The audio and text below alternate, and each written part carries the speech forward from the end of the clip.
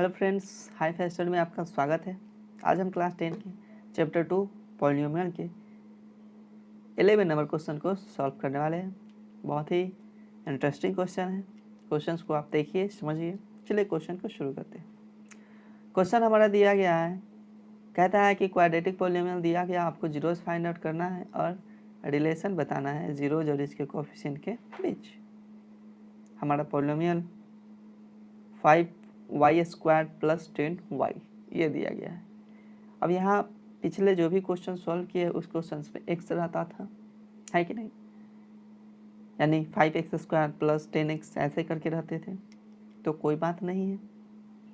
x y z a b c p q r ये कुछ भी हो सकता है, हमको कोई फर्क नहीं पड़ता। x देता है तो x लगा के सॉल्व करेंगे, y देता है y लगा के सॉल्व करेंगे। आम, धनिया, पुदीना, आलू, टमाटर कुछ भी दे, हम x के जगह वही रखेंगे। कह दे 5 आम स्क्वायर + 10 आम, तो हम क्या मानेंगे? आम को हम आम ही मान के सॉल्व करेंगे। कोई फ़र्क नहीं पड़ने वाला है कि यहाँ पर क्या दे सकता है, यहाँ पर क्या दे, कोई फ़र्क नहीं पड़ने वाला है, कुछ भी दे। हमको केवल जो प्रोसेस है उस प्रोसेस को फॉलो करना है। तो चलिए अब सॉल्व करते हैं। यहाँ पे इसी y दिया था, हम मान लिए कि u है, तो इस हिसाब से इक्वेशन क्या बनेगा आपका? इस हिसाब से आपका पॉलिनोमियल क्या बनेगा? 5u² + 10u। कोई फ़र्क नहीं, पहले ही बता दिए कि कोई फ़र्क नहीं पड़ता है। आप u के जगह a भी रख सकते हैं, b भी रख सकते हैं, p भी रख सकते हैं, z भी रख सकते हैं, कुछ भी आप रख सकते हैं। क्वेश्चन सॉल्व होगा। तरीका पता है, क्वेश्चन सॉल्व होगा।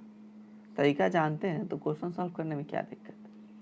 तो इसमें से अब पहले क्या करते थे हम, जो पॉलिनोमियल दिया जाता था उस पॉलिनोमियल में हम जीरोज फाइंड आउट करने के लिए हम क्या करते थे, तो कांस्टेंट वाले टर्म जो होते थे उसको दो ऐसा पार्ट हम तोड़ते थे कि जोड़ने या घटाने के बीच में आ जाए। बट इसमें ऐसा करने की ज़रूरत नहीं है। क्यों ज़रूरत नहीं है? क्योंकि देखिए 5u² और 10u, तो उसमें हम ऐसा इसलिए करते थे क्योंकि हमको कॉमन चाहिए होता था। लेकिन इसमें कॉमन हमको दिख रहा है, दोनों में कॉमन दिख रहा है। 5u² और 10u, ये दोनों में देखिए, इसमें भी 5 है और 10 में 5 होता ही है। ये बात आपको समझ में आ रही होगी। 10 में 5 कैसे होता है? क्योंकि 10 को हम क्या लिख सकते हैं? 2i × 5 लिख सकते हैं ना। तो 10 में 5 है कि नहीं है? तो है। तो 10 में हम 5 ले लेते हैं और साथ ही साथ u ले लेते हैं। तो 5u को कॉमन ले लिए, इसमें 5u² है, तो 5u को ले लिए कॉमन, तो एगो क्या बचा? सीधा सा एगो u बचा, और प्लस में क्या बचा? 2 बचा। 10u में से अगर 5 को ले लिए तो क्या बचा? 2 बचा, तो ये 2 बच गया। अब हम जानते हैं कि fu = 0 होता है। दिया गया जो पॉलिनोमियल होता है उसके इक्वल 0 होता है, तो दोनों के इक्वल हम 0 रखेंगे, रख दिए। u = 0 आ जाएगा। इस इक्वेशन इसको जब इक्वेशन को हम सॉल्व करते हैं तो हमारा क्या आएगा? u = 0, क्योंकि u के मल्टीप्लाई में कौन है? 5 है, तो 0/5 हो जाएगा, यानी ये वैल्यू 0 हो जाएगा। कैसे हो जाएगा? तो आप देखिए 5u = क्या है? 0 है। u का वैल्यू हमको चाहिए, क्या लिखेंगे? 0, और ये मल्टीप्लाई में तो इधर आके क्या हो जाएगा? डिवाइड में। तो 0/5 क्या होता है? 0। 0 में किसी से डिवाइड करते 0 आता है। अब क्या है?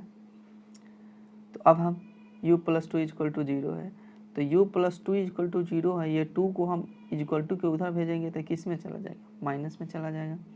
तो इस हिसाब से एक पॉलिनोमियल आ गया -2 और दूसरा आ गया 0।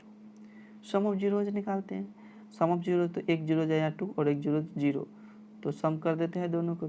-2 और +0 कितना? -2 आ जाएगा। बात समझ में आ रही है? बिल्कुल समझ में आ रही है। अब क्या करते हैं? चेक करते हैं coefficient of x by coefficient of x² आया या नहीं आया। तो कोएफिशिएंट ऑफ x मतलब माइनस में, तो x का कोएफिशिएंट इसमें हम क्या कहेंगे? x तो है नहीं, तो बाबू x नहीं है तो x के जगह कुछ और है। x y z p q r a b c d है ना, तो x के जगह आपका y है।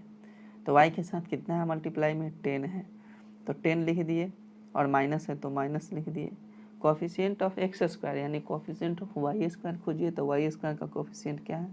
5 है, 5 से कैंसिल होने के बाद कितना हो जाएगा, ये हो जाएगा -2 और नीचे में कितना हो जाएगा -1, कुछ नहीं तो 1 है।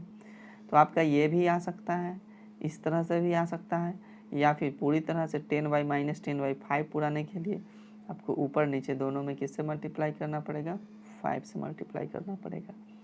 हो गया ये। प्रोडक्ट ऑफ जीरो चलते हैं, -2 एक जीरो जाए, दूसरा जीरो जीरो है, दोनों को मल्टीप्लाई करते हैं क्या आता है, 0 आता है। 0 के नीचे कुछ नहीं तो 1 है। अब चेक करते हैं प्रोडक्ट के लिए, तो उसका होता है constant term by coefficient of x square, है ना, एक्स स्क्वायर।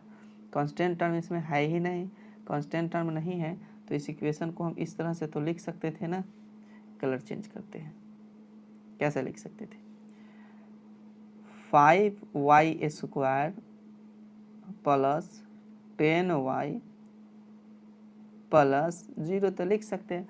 0 हमारा क्या हो गया, कांस्टेंट टर्म हो गया, तो कांस्टेंट टर्म हमारा 0 हो जाएगा और नीचे में होता है कोफिशिएंट ऑफ एक्स स्क्वायर, तो एक्स स्क्वायर का कोफिशिएंट क्या आ गया, 5 आ गया 5। अब क्या कर सकते हैं, तो ये 0 - 0/5 हो सकता है, माइनस गलत बात है, माइनस नहीं आना चाहिए। ओके चलिए, अब क्या, तो ये 0 आया था, नीचे में हमको 5 पुराने के लिए यहाँ पे क्या किया गया है, ऊपर नीचे दोनों में 5 से मल्टीप्लाई किया गया है, बात एक ही है। तो आप जीरोज निकालना सीख चुके हैं। जीरोज निकालने के बाद जीरोज और कोफिशिएंट के बीच कैसे रिलेशन वेरीफाई करते हैं ये भी सीख चुके हैं। अगर अभी भी डाउट है मेरे प्रीवियस वीडियो में जाइए और देखिए, बहुत सारे तरीके और भी बताए हैं हम। तो उम्मीद है कि आपको क्वेश्चन समझ में आया होगा। तो फिर मिलेंगे नेक्स्ट वीडियो में, तब तक के लिए जय हिंद।